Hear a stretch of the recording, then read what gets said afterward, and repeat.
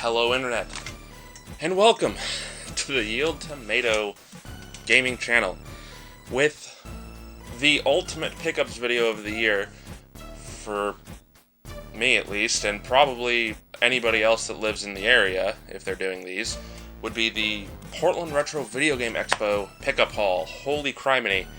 The thumbnail could not contain all of the games and stuff we got. I just showed most of the games in the thumbnail. Not all of them, mind you, because, well, I've only got two hands and one table. So, to try and help shorten the video a little bit, I'll be doing, probably handfuls of them at a time in certain circumstances, because some of them are related to each other in one way or another. So let's get started here. Let's go with, oh gosh, well, let's go with the lonely one first. I got a Game Boy Color game this year. It might be hard to see. Revelations: The Demon Slayer. Basically a Pokemon-esque style game, but in the realm of Shin Megami Tensei. I would have loved to have found a boxed copy, but at the same time I would have also loved to not pay the absorbing amounts that it goes for. So for this, I'm fine to go with just the cartridge. Most Game Boy games I'm okay with just cartridges, so that didn't hurt my feelings too terribly much. Let's go with next our PSP special editions that we got. After a couple years, we've been after some of these. One of them being Legend of Heroes: Trails in the Sky limited edition. Trails of Cold Steel is actually a really engaging game, and I've always wanted to get my hands on Trails in the Sky, particularly the special edition of it, and finally did. And then we also got the soundtrack included version of Mimana Iyar Chronicle. This one actually my wife got, and this one I got after my wife told me that I absolutely had to get it, because if I pass up on it again, well, she'd probably murder me, because if I pass up on some stuff, I bitch and moan a bit throughout the entirety of the next year. Good news, though, everybody. I pretty much buckled on almost all the stuff that I've been after. I buckled down on my list this year. It's a very hard thing for me to do, is to go just by the list. The list just helps remind me of what I'm after. But this year the list was a big deal for me. I wanted to try and knock out a lot of these games because they're getting really hard to get, and even more importantly, really hard to get at an affordable rate. So a lot of these I ended up bundling together to reduce pricing altogether. The Portland Retro Video Game Expo is usually a great place to go to for bundling, just in general. I mean, and most of the time people are willing to work with you a lot. So I was able to complete a couple of collections that way this year.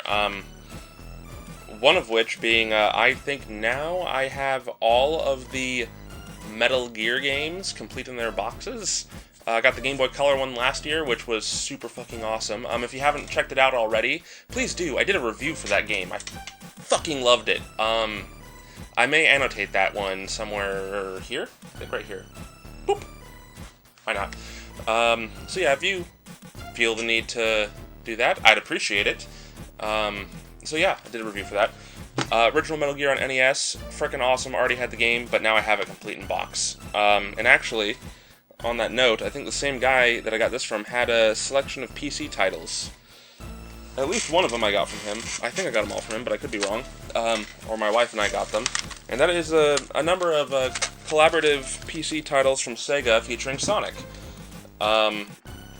And for once, I think all these, were released in the US. A couple times we've picked up games that were the UK versions. But this one here actually happens to be sealed. Not for terribly much longer, because my wife actually likes to play these games, and there's usually a workaround to make them work. But yeah, I got a nice collection of Sonic PC titles. That was cool. Let's go back to the handhelds. I got a couple of Game Boy Advance and a Game Boy Color game. I got Final Fantasy IV, complete in box, Advance, and the coup de grace for me, Final Fantasy VI, complete in box. 6 is my favorite Final Fantasy title in the 2D realm, whereas 7 is my favorite in the 3D realm. And also managed to, my wife got Tara's version of Dragon Warrior Monsters 2, complete in box. Yeah, so Square and Enix, go figure, they're the same company now, but they made some fantastic titles before their merger, and I think we might even be on a quest to get them all, if you will. So that was cool to get some of those re-releases for the Final Fantasies and getting the Dragon Warrior game. What else did I have over here? No, let's keep it Nintendo for now. We got Etrian Odyssey and Etrian Odyssey 2. Atlas Games, they're first-person dungeon crawlers, but they have a really, really adorable art style. My wife has actually had her eye on these for a little while. We were lucky enough to find 2 of them. The third one was at the show, but somebody else bought it, sadly. The only one that we had at least noticed, because we had asked a couple vendors, and only one of them said they'd had it, and they said they sold it earlier. So, kind of sucks that we didn't get the third one, but hey, we got 2 of the, I think it was 4 of them on the DS, so that was kind of neat. Got that started, halfway done with it. Continuing along our handheld line, we got, gosh, 3 Atlas games and a Monkey Paw game. We got Gungnir, Crimson Gem Saga, Class of Heroes, and Class of Heroes 2. Crimson Gem Saga I technically already had. I have the trade demo that I got from my buddy who received it from Atlas himself for reviewing on his site. Then we ended up getting Class of Heroes and Class of Heroes 2 together from the same vendor. And it also had this certificate of...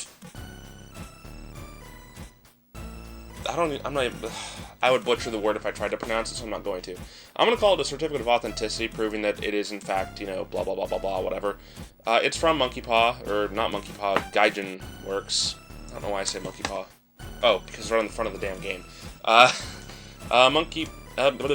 Gaijin Works is basically Working Designs Part 2, because Victor Ireland formed that, and there's a big thing where you could vote on the cover of the game and everything, and we took part in that, but we ended up not being able to do anything in terms of getting the game at the time, and that kind of ate away at us in a few little ways. So my wife kind of buckled and got them both together, which was nice. So yeah, we've got Class of Heroes and Class of Heroes 2. I kind of wish we could have afforded the PS3 version of Class of Heroes 2, but we could not, sadly. So we had to pass on that. I am sorry, Danny. Wish we could have done it. Where to next? Let's go with the PlayStation 1 games, shall we?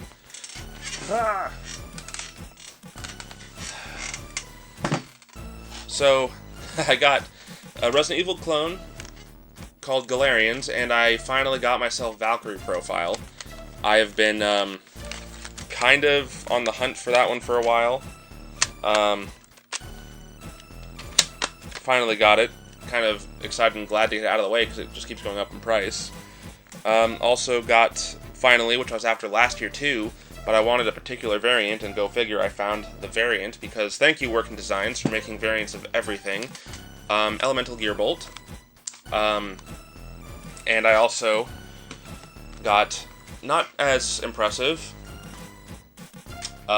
Bushido Blade 2, and Ehrgeiz, God Bless the Ring. Now, Galarians is a Resident Evil clone, but also has a lot of interesting, psychokinetic or psychic power elements to it. Elemental Gearbolt is a rail shooter that uses light guns and has elemental-based bullets to do bonus damage and stuff. Bushido Blade is basically an early version of Deadliest Warrior games, where if you just hit them just right, you can kill them instantly.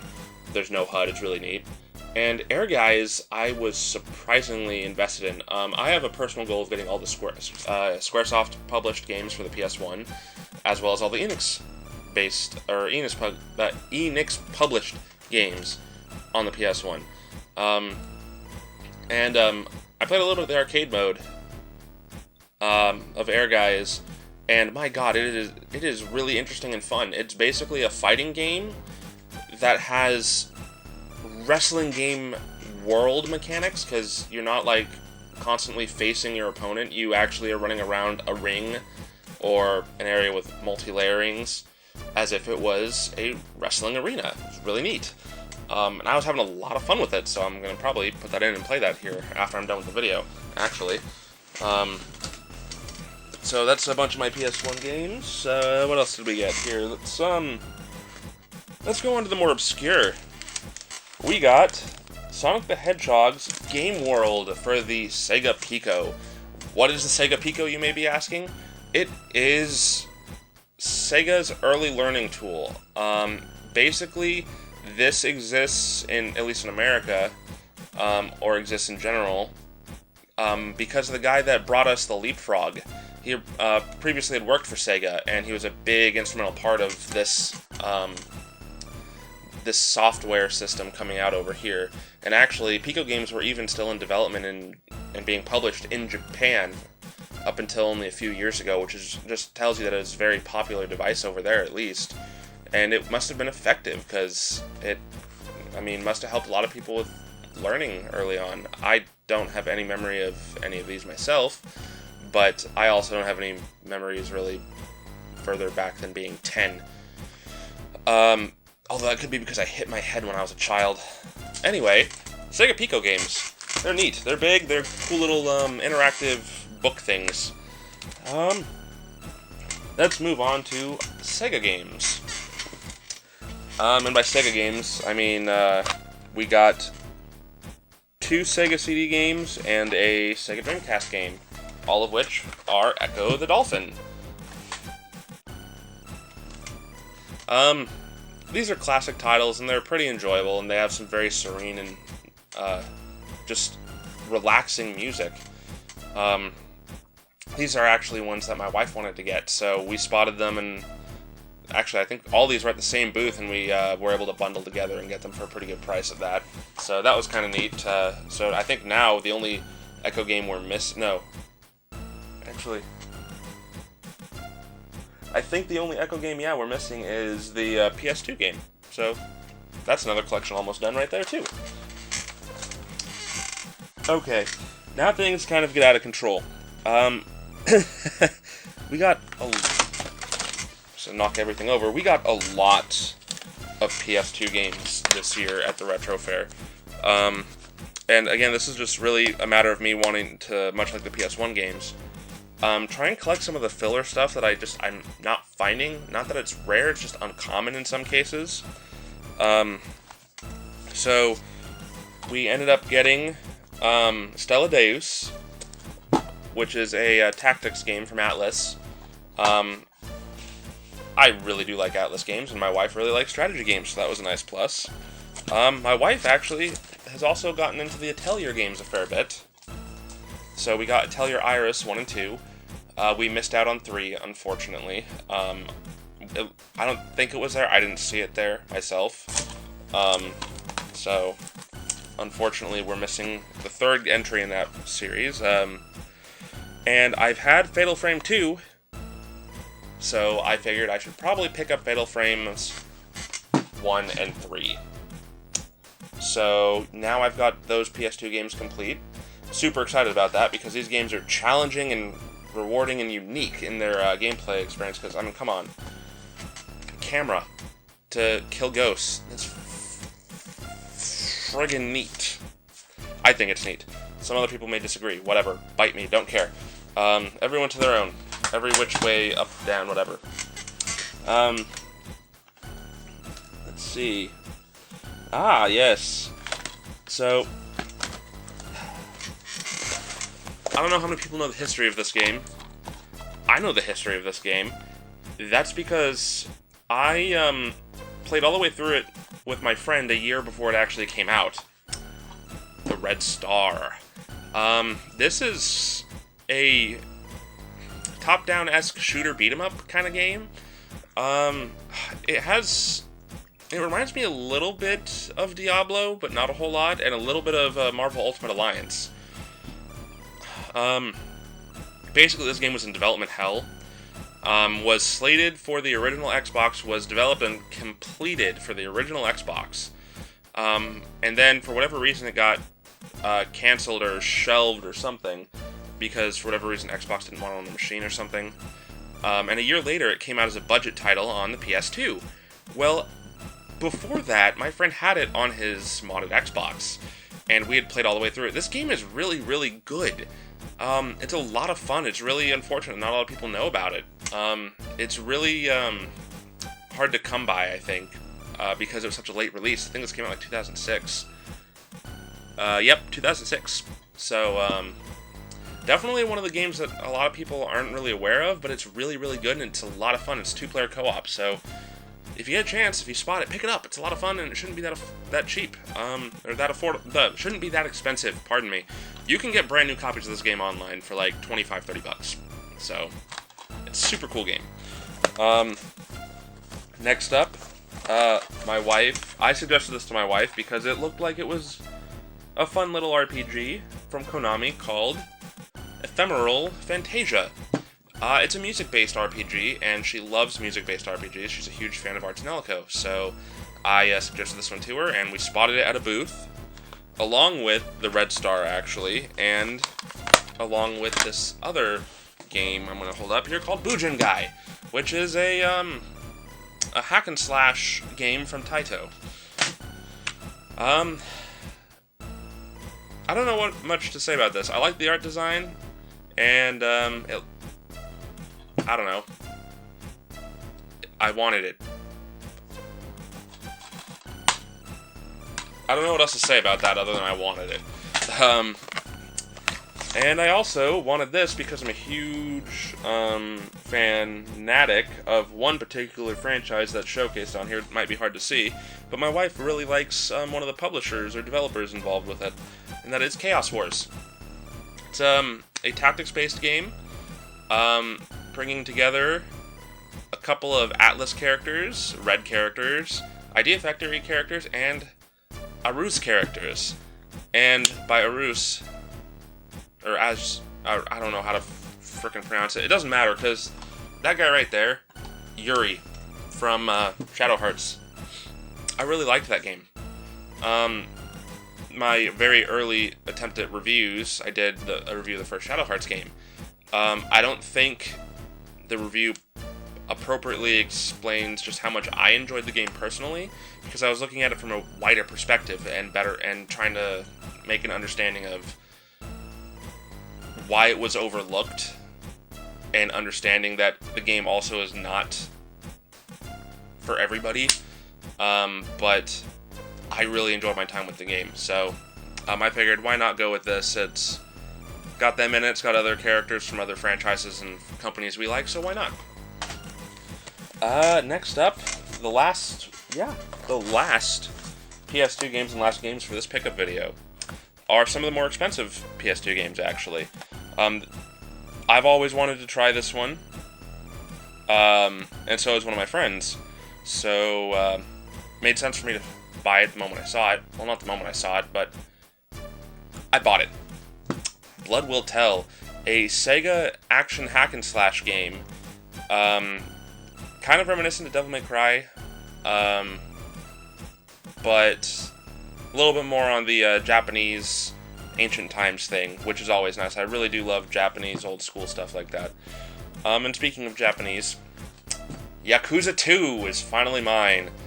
I now have all of the US released Yakuza games. Thank God I'm done with that. This has been an ongoing challenge for me over the last few months, trying to get my hands on these, and I was hopeful that I'd find this one at the Retro Fair, and I did. So I'm really excited to complete another one of those collections. Gosh, man, just so many games. Holy criminy. That being said, that also marks us now in our total game room collection exceeding more than 1,100 games in the game room. I did a Why I Collect game video, little blog, and that was for us exceeding over 1,000 physical games.